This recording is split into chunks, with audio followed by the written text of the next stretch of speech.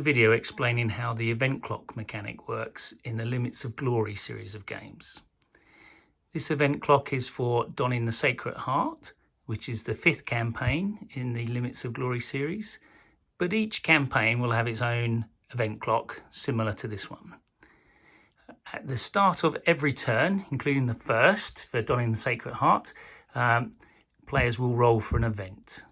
They start by rolling 1 die at the start of the first turn, and whatever number they rolled a 6 in this case, the event number 6 will occur. In this case, it's placing the Bishop of Agra with any royalist elements.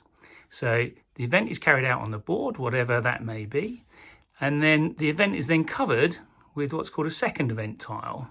So if a 6 is rolled again, something different will happen. Occasionally, an event with an R will be rolled. The R is for repeatable. And if a R event is rolled, then there is no second event tile to cover it, because that could happen multiple times.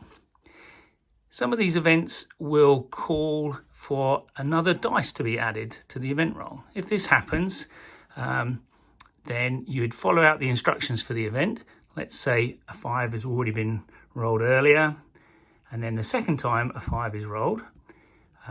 First of all, it's asking for the Elbe to be placed on the map with some peasants of the Grand Armée, and then to hold an election, to look for a generalissimo. And then it says if 1d6, which it is at the moment, we're rolling with 1d6, to re-roll with 2d6. And that is done immediately. So the placement occurs first, then the election would be held, and then we'd re-roll for another event with 2 dice. So at the start of this turn, potentially 2 different things are going to happen.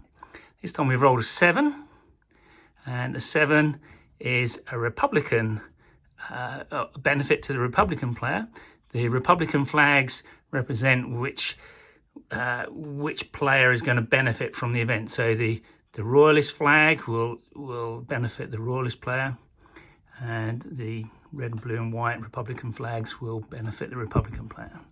So in this case, the French leader with 8 regulars is placed at Luçon, and then that will be covered with a second event tile.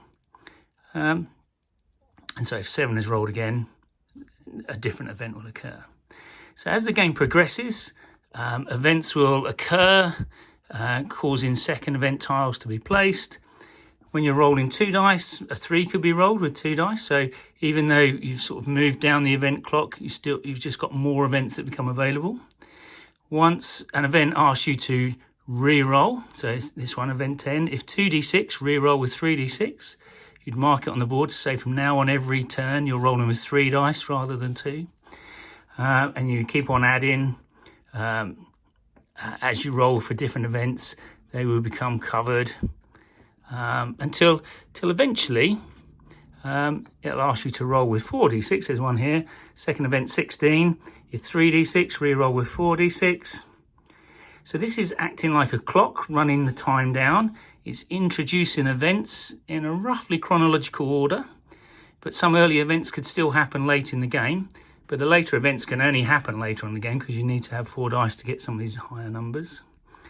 Once you're up to 4 dice, if you roll the number 14 with 4 dice, which is the most likely number to roll with 4 dice, you've got about 10 or 11% chance of rolling 14 with 4 dice. With 4 dice, it will end the game immediately. So you progress through the game, getting more dice for events as it occurs, carrying out the event and adding dice when told to, until once you're on 4 dice, a roll of 14 will immediately end the game at that event. And whoever has the most victory points at that point will win.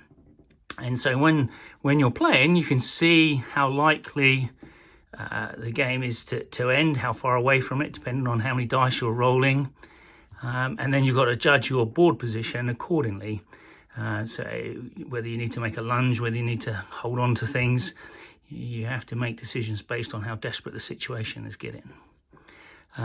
So this event clock mechanic is, as I say, it's the same in all of the series of games, and it's a way of introducing events chronologically, roughly chronologically, but with a mix of neither player knowing what's going to happen and when, and so both players have to judge what actions they're going to need to take on the board to mitigate the situation as it presents. No one gets the chance to play a card that's favourable to them in a situation that's favourable to them. You literally have to cope with what's thrown at you. So I hope that's helped to explain it slightly. Obviously there's a more fuller explanation in the rules. I hope you enjoy Limits of Glory.